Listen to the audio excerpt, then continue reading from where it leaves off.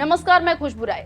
2024 लोकसभा चुनाव में ना मोदी का चेहरा चला और ना ही अमित शाह की चाणक्य बुद्धि। और राहुल गांधी ने इंडिया गठबंधन के साथ ऐसी लड़ाई लड़ी कि मोदी शाह की हालत खराब हो गई।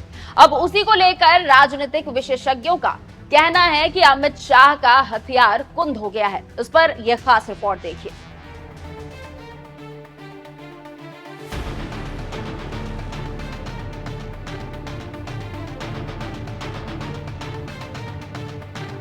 दो 2024 लोकसभा चुनाव के समय बीजेपी का नारा था अब की बार 400 पार, और मीडिया में भी खूब सर्वे बढ़ा चढ़ाकर दिखाया गया।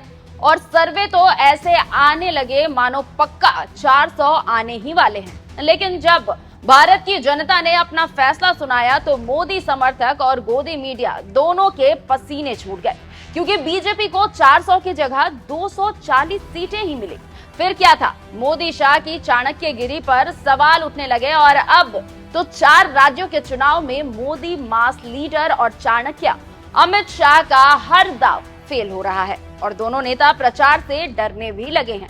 ऐसे में अब हरियाणा को लेकर विश्लेषक अमित शाह पर सवाल उठा रहे हैं। जानकार कह रहे हैं कि गोदी मीडिया दोनों नेताओं को चाणक्य बताती है, लेकिन ये दरअसल ईडी, सीबीआई और पुलिसिया बल पर पार्टी तोड़ते हैं और जीत जाते हैं। आप इसे महाराष्ट्र, हरियाणा, यूपी, बिहार, झारखंड, बंगाल हर जगह देख सकते हैं।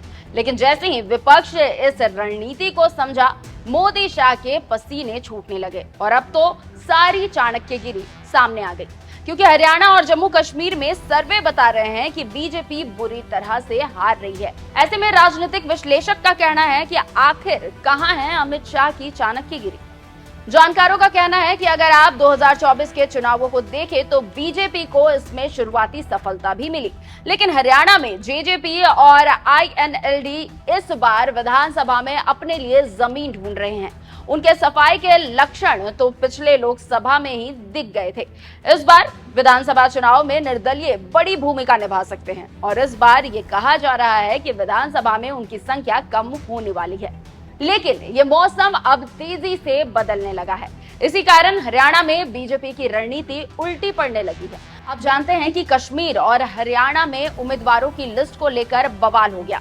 फिर कश्मीर की लिस्ट को वापस लेना पड़ा, जबकि हरियाणा में बागी मोदी शाह की हवा निकाल रहे हैं। इसलिए कहा जा रहा है कि अब मोदी शाह की रणनीति खराब होने लगी है और शाह तोड़ फोड़ करके चाणक्य बने घूम रहे हैं। वो अब नहीं हो रहा है, इसलिए अब बाजी पलटती जा रही है।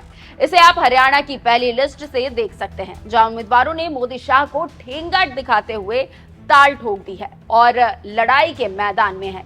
इस बगावत का सीधा साधा अर्थ ये है कि पार्टी कम से कम अपने कार्यकर्ता को एकजुट रखने में नाकामयाब साबित हुई और इसका असर हरियाणा के हर विधानसभा क्षेत्र में दिखेगा।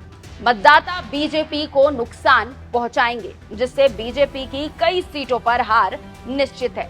इससे आप समझ सकते हैं कि कैसे मोदी शाह की रणनीति बेकार हो रही है और हरियाणा में बीजेपी की हार निश्चित बताई जा रही है। देखना होगा कि जब रिजल्ट आएगा तो क्या होता है और किसकी हार किसकी जीत होती है।